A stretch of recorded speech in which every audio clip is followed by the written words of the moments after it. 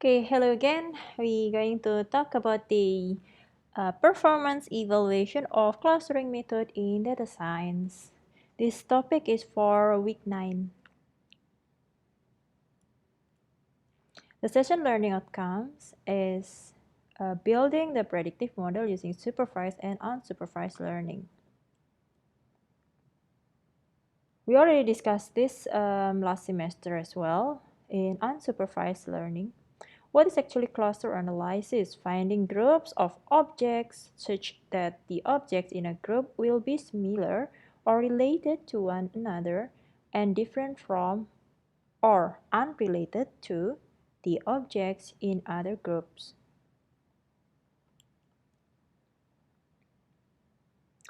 So what makes the cluster ambiguous? Yeah.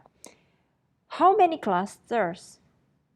We can have 6 clusters, 1, 2, 3, 4, 5, 6, or 2 clusters, or even 4 clusters. So this makes us a bit confused. If we can see them using the eyes, how many clusters that we have here, we can guess that this is the best one, but the machine cannot see that things. Yeah, the machine doesn't have eyes, so we need to tell the machine which one is the best. We have two types of clustering, partitional and hierarchical. And this is how we do the partitional clustering. And this one is hierarchical clustering. And this is another methods to distinct between sets of clusters. Okay, so we're going to talk about how many different types of clusters. We have well-separated clusters, that's clear, or we can have center-based clusters, contiguous clusters, density-based clusters, property or conceptual, and described by an objective function. We're not going to cover everything, but at least we can speak about the well-separated clusters and center-based clusters. Okay, well-separated cluster is clear. A cluster is a set of points such that any point in a cluster is closer or more similar to every other point. So it's clearly separable, yeah. It's clear, separated. How about the center-based? Center-based, a cluster is a set of objects such that an object in a cluster is closer to the center.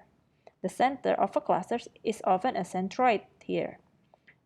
Yeah, the average of all points in the cluster or a midpoint, the most representative point of a cluster. So we can have something like this, 4 center-based clusters. So we don't have clearly separable data in here. They stick together, but we can count based on the center, 1, 2, 3, 4. Okay. Okay, next we're going to talk about the objective functions. Clusters defined by an objective function find clusters that minimize or maximize an objective functions. Enumerate all possible ways of dividing the points into clusters and evaluate the goodness of each potential set of clusters by using the given objective functions. We can have global or local objectives.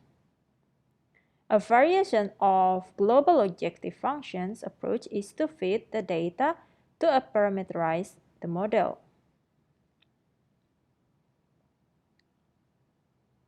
Okay, map the clustering problem to a different domain and solve a related problem in that domain. Okay, for example, we can have two different k-means clustering. From the original data, we can end up with two types of clustering. Sometimes k-means can have something like this or something like this. It depends on how you decide your first initial centroid. and how many clusters do you want. Like this. The K is only 3, this one. K is also 3, but this one stick together. Suboptimal clustering. So if we can see using the eyes, this one is the best one. Okay, we can see how the choosing the initial centroid matter, yeah, for the outcome of the clustering. Okay, for example, we start the initial centroid in here. We can see how the centroid moving.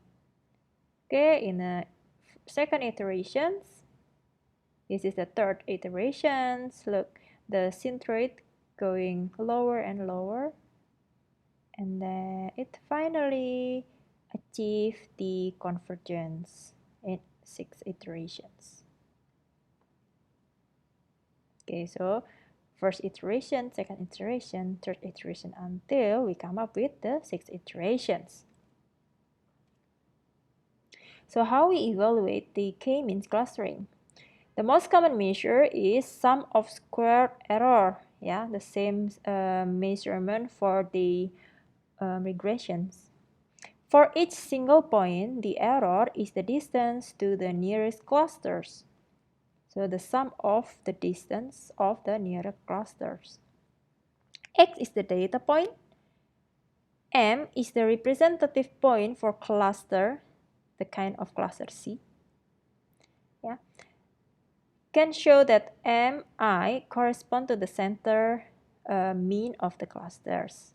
Given two clusters, we can choose the one with the smallest error. Okay, so if we back to these pictures, so for example, this, you need to evaluate whether the closest distance to the centroid is to the first cluster or to the second clusters. If the outcome they goes to the second cluster, but actually the closest distance is the first clusters, then you get the error for there, yeah. And then you calculate every single point between in the data, and then you sum everything. The one with the smallest error, sum squared error, is the best clustering. One easy way to reduce SSE is to increase K, the number of clusters. A good clustering with smaller K can have a lower SSE than a poor clustering with higher K. Okay, how about if we start this centroid here, here, and here? How we can end up? Okay, okay, okay, okay, like this. See, if we start from this 1, 2, and 3, yeah, this centroid doesn't move at all, so they keep in the lower Y. Yeah, the one that is moving is 2 in the bottom. 2 in the top rows. So we can end up with 1, 2, 3 clustering